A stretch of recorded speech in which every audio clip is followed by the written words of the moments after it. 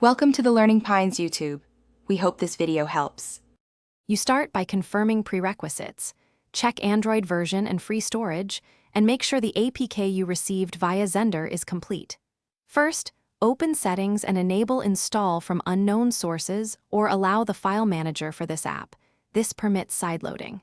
Next, long press the transferred APK in your file browser and verify its size and extension. Once done, clear any partial downloads in Downloads and move the APK to internal storage root so permissions and installer access are predictable. Now you tackle installation blockers.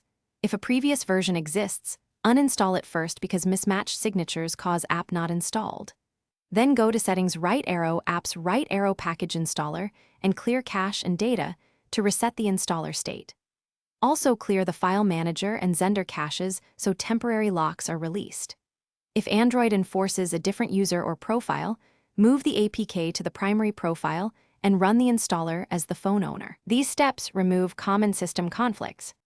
Finally, open the APK and follow install prompts. Accept requested permissions and watch for on-screen errors. If installation fails, note the error text: limited storage, conflicting signature, or unsupported CPU architecture. Once recorded, try a different build of the app compiled for your CPU or obtain a clean APK from the developer. If nothing works, check Logcat for package manager errors or, as a last resort after backing up, perform a factory reset. Key tip: reinstalling package.